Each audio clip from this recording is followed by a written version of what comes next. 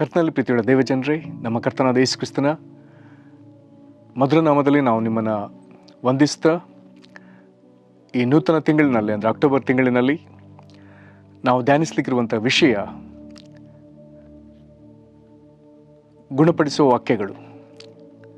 ಹೃದಯಂಗಮ ಮಾತು ಎನ್ನುವ ಈ ಮುಂಜಾನೆಯ ವಾಕ್ಯ ಸರಣಿಯಲ್ಲಿ ನಾವು ಈ ತಿಂಗಳು ಧ್ಯಾನಿಸುವಂಥ ವಿಷಯಗಳು ಗುಣಪಡಿಸುವ ವಾಕ್ಯಗಳು. ಈ ವಾಕ್ಯಗಳನ್ನ ಧ್ಯಾನಿಸೋದಕ್ಕಾಗಿ ದೇವರಾತ್ಮನ ವಿಶೇಷವಾಗಿ ಬಲಪಡಿಸಲಿ. ಪ್ರಿಯರೇ, ನಾವು ವಾಕ್ಯ ಧ್ಯಾನಕ್ಕೆ ಹೋಗೋದಕ್ಕೆ ಮೊದಲು ತಮ್ಮಲ್ಲಿ ಅನೇಕರು ವಾಕ್ಯಗಳನ್ನ ನೀವು ಆಲಿಸಿದ್ದನ್ನು ನೀವು ನಮಗೆ ತಿಳಿಪಡಿಸಿದ್ದೀರಿ, ವಿಧ ವಿಧವಾಗಿ ತಿಳಿಪಡಿಸಿದ್ದೀರಿ. ಅದರಿಂದ ನಿಮ್ಮಲ್ಲಿ ಅನೇಕರು ಉತ್ತೇಜನ ಹೊಂದಿದ್ದೀರಿ. ನಿಮ್ಮ ಈ ಉತ್ತೇಜನದ ಹೇಳಿಕೆಗಳಿಂದ ನಮಗೆ ಉತ್ತೇಜನವಾಗಿದೆ. ಇದರ ನಿಮಿತ್ತ ಕರ್ತನು ನಿಮ್ಮನ್ನು ಆಶೀರ್ವದಿಸಲಿ. ನಿಮ್ಮಿಂದ ಏನಾದರೂ ಸಲಹೆಗಳಿದ್ದರೆ ಅದನ್ನು ನಮಗೆ ದಯಮಾಡಿ ತಿಳಿಪಡಿಸಿರಿ. ಮತ್ತು ಇನ್ನು ಅನೇಕರು ಈ ವಾಕ್ಯಗಳಿಂದ ಲಾಭ ಪಡೆಯುವಂತೆ ಇದನ್ನು ಪರಿಚಯಪಡಿಸಿರಿ. ಸರಿ, ಈ ತಿಂಗಳಿನ ವಾಕ್ಯದಾನಕ್ಕೆ ನಾವು ಬರೋಣ. ಮತ್ತಾಯನು ಬರೆದ ಸುವಾರ್ತೆ 4ನೇ ಅಧ್ಯಾಯ 23ನೇ ವಚನ. ಮತ್ತಾಯನು ಬರೆದ ಸುವಾರ್ತೆ 4ನೇ ಅಧ್ಯಾಯ 23ನೇ ವಚನ. ಬಳಿಕ ಯೇಸು ಗಲಿಲಾಯದಲ್ಲೆಲ್ಲ ತಿರುಗಾಡಿ ಅಲ್ಲಿಯವರ ಸಭಾಮಂದಿರಗಳಲ್ಲಿ ಉಪದೇಶ ಮಾಡುತ್ತಾ ಪರಲೋಕ ರಾಜ್ಯದ ಸುವಾರ್ತೆಯನ್ನು ಸಾರಿ ಹೇಳುತ್ತಾ ಜನರ ಎಲ್ಲ ಥರದ ರೋಗಗಳನ್ನು ಎಲ್ಲ ಥರದ ಬೇನೆಗಳನ್ನು ವಾಸಿ ಮಾಡುತ್ತಾ ಬಂದನು. ಈ ವಾಕ್ಯಗಳನ್ನ ನಾವು ಧ್ಯಾನಿಸಲಿಕ್ಕೆ ಶಕ್ತರಾಗುವಂತೆ ದೇವರ ಆತ್ಮನು ತಾನೇ ನಮಗೆ ವಾಕ್ಯಗಳನ್ನ ಬೋಧಿಸಿದ್ರ ಗ್ರಹಿಕೆಯನ್ನು ನಮಗೆ ಹೆಚ್ಚೆಚ್ಚಾಗಿ ಅನುಗ್ರಹಿಸಲಿ. ದೇವರಾದ ಕರ್ತನು ಆತ ನಮ್ಮ ಮನೋನೇತ್ರಗಳನ್ನ ಬೆಳಗಿಸಿ ನಮಗೆ ತನ್ನ ಜ್ಞಾನವುಳ್ಳ ಆತ್ಮವನ್ನು ಅನುಗ್ರಹಿಸಲಿ. ಕರ್ತನಲ್ಲಿ ಪ್ರೀತಿಯುಳ್ಳ ದೇವಜನರೇ,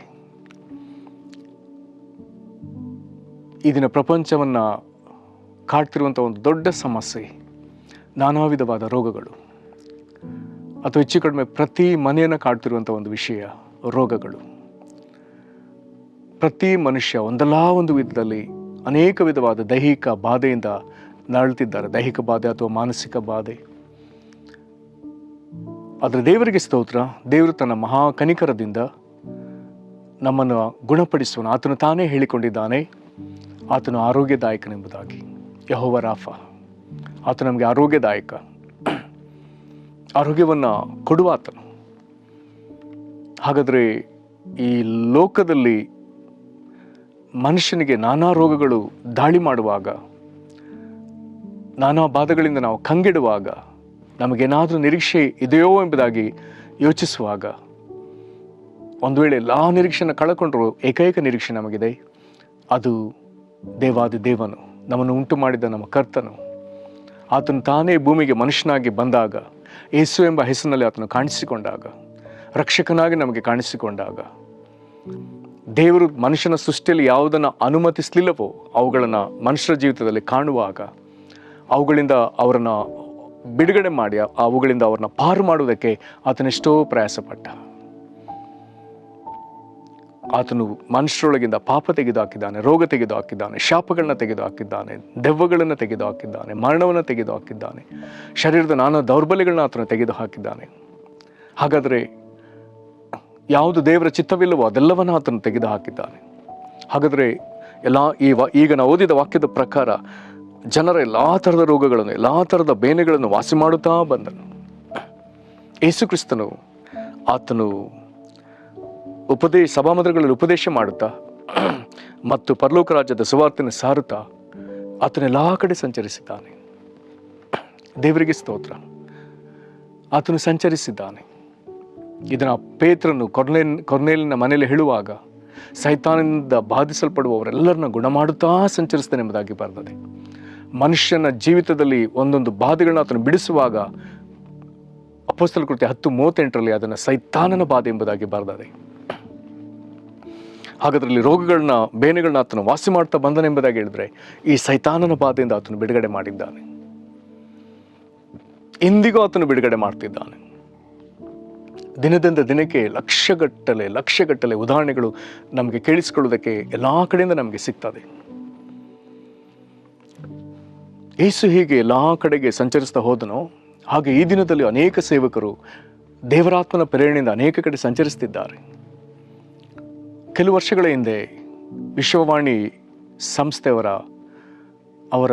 ಮಾಸಿಕದಲ್ಲಿ ನಾನೊಂದು ಘಟನೆನ ಓದಿದೆ. ಒಬ್ಬ ದೇವರ ಸೇವಕರು ಉತ್ತರ ಭಾರತದಲ್ಲಿ, ನಮ್ಮ ದೇಶದಲ್ಲಿ ಒಂದು ಹಳ್ಳಿಗೆ ಭೇಟಿ ಕೊಡ್ತಾರೆ. ಅವರು ಹಳ್ಳಿಯನ್ನು ಸಂಧಿಸಿ ಅದರೊಳಗೆ, ಹಳ್ಳಿಯ ಒಳಗೆ ಬೀದಿಗಳಲ್ಲಿ ನಡೆಯುವಾಗ ಒಂದು ಬೀದಿಯಲ್ಲಿ ಒಂದು ಬೀದಿಯಲ್ಲಿ ಅವರು ಗಮನಿಸಿದ್ದು, ಅಲ್ಲಿ ವಿಪರೀತ ಜನರು ನಿಂತಿರ್ತಾರೆ. ಇವರು ಅದರ ಸಮೀಪ ಹೋಗ್ತಾರೆ. ಆ ಜನರು ಕೇಳ್ತಾರೆ, ಯಾಕೆ ನೀವೆಲ್ಲ ಹೀಗೆ ನಿಂತಿದ್ದೀರಿ, ಇಲ್ಲೇನು ಸಂಭವಿಸಿದೆ? ಆಗ ಗುಂಪಿನಲ್ಲಿದ್ದ ಒಬ್ಬ ಮನುಷ್ಯನು ಅವರಿಗೆ ಉತ್ತರವಾಗಿ ಒಂದು ಮನೆಯನ್ನು ತೋರಿಸಿ, ಆ ಬೀದಿಯಲ್ಲಿ ಒಂದು ಮನೆಯನ್ನು ತೋರಿಸಿ, ಅವ್ರು ನಿಂತಿದ್ದ ಸ್ಥಳಕ್ಕೆ ಸರಿಯಾಗಿ ಮನೆ ತೋರಿಸಿ, ಈ ಮನೆಯೊಳಗೆ ಒಬ್ಬ ವ್ಯಕ್ತಿ ಆಗಲೂ ಸಾಯುವ ಸ್ಥಿತಿಯಲ್ಲಿ ಇದ್ದಾನೆ, ಹಾಗಾಗಿ ನಾವೆಲ್ಲರಲ್ಲಿ ನಿಂತಿದ್ದೇವೆ.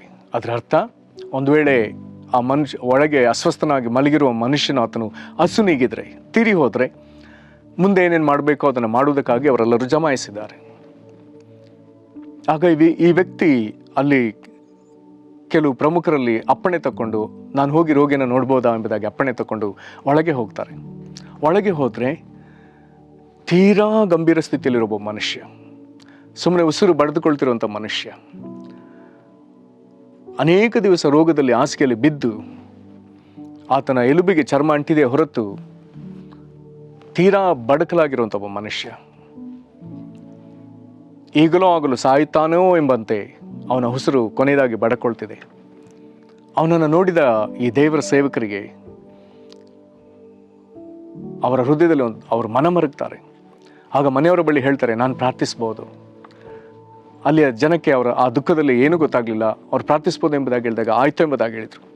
ಈ ದೇವರ ಸೇವಕರು ಅಲ್ಲೇ ಆ ರೋಗಿಯ ಪಕ್ಕ ಮೊಣಕಾಲೂರಿ ಕಣ್ಣೀರಿನಿಂದ ಸ್ವಲ್ಪ ಹೊತ್ತು ಪ್ರಾರ್ಥಿಸಿ, ನಂತರ ರೋಗಿ ಮೇಲೆ ಕೈ ಇಟ್ಟು ಪ್ರಾರ್ಥಿಸಿ ರೋಗ ಬಿಟ್ಟು ಹೋಗುವುದಕ್ಕೆ ಅಪ್ಪಣೆ ಕೊಡುವಾಗ ಆಶ್ಚರ್ಯ,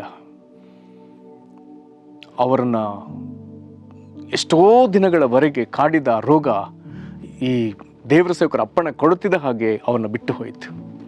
ಆತನು ಸಾಯ್ತಾನೆ ಎಂಬುದಾಗಿ ಆ ಪ್ರದೇಶದ ಜನರೆಲ್ಲರೂ ಜಮಾಯಿಸಿದ್ರಲ್ಲ, ಎಲ್ಲರಿಗೂ ಒಂದೇ ಆಶ್ಚರ್ಯ ಕಾದಿತ್ತು. ಆ ವ್ಯಕ್ತಿ ಸಾಯುವುದರ ಬದಲಾಗಿ ಆ ರೋಗ್ಯವಂತನಾಗಿ ಆತನು ಎದ್ದ. ಇಡೀ ಹಳ್ಳಿಗೂ, ಆ ನೆರೆದಿದ್ದ ಎಲ್ಲ ಜನರಿಗೂ ಒಂದೇ ಆಶ್ಚರ್ಯ. ಆಗ ಯೇಸುವಿನ ಸೇವೆ ಕುರಿತಾಗಿಯೂ ಆ ಜನರಿಗೆ ತಿಳಿಸುವಾಗ ಅವರೆಲ್ಲರಲ್ಲಿ ಯೇಸು ಕ್ರಿಸ್ತನ ಕುರಿತಾದ ನಂಬಿಕೆ ಉಂಟಾಯಿತು. ಪ್ರಿಯರೇ, ಇಂಥೆಷ್ಟೋ ಸಂಗತಿಗಳು 2000 ವರ್ಷಗಳ ಹಿಂದೆ ಯೇಸು ಕ್ರಿಸ್ತನು ಮಾಡಿದ ಕಾರ್ಯಗಳನ್ನು ಇಂದಿಗೂ ಆತನು ತನ್ನ ಜನರ ಮೂಲಕ ಮಾಡ್ತಿದ್ದಾನೆ. ದೇವರಿಗೆ ಸ್ತೋತ್ರ.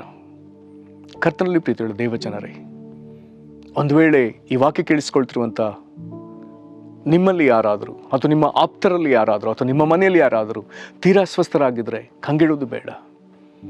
ಯೇಸು ಸಂಧಿಸಲಿಕ್ಕೆ ಈ ದಿನವೂ ಆತನು ಸಿದ್ಧನಿದ್ದಾನೆ. ಆತನನ್ನು ನಮ್ಮ ಮನೆಯೊಳಗೆ ಕರೆದುಕೊಳ್ಳೋಣ, ನಮ್ಮ ಪರಿಸ್ಥಿತಿಯೊಳಗೆ ಆತನನ್ನು ಸೇರಿಸಿಕೊಳ್ಳೋಣ, ಆತನ ಮುಂದೆ ಅಂಗಲಾಚೋಣ.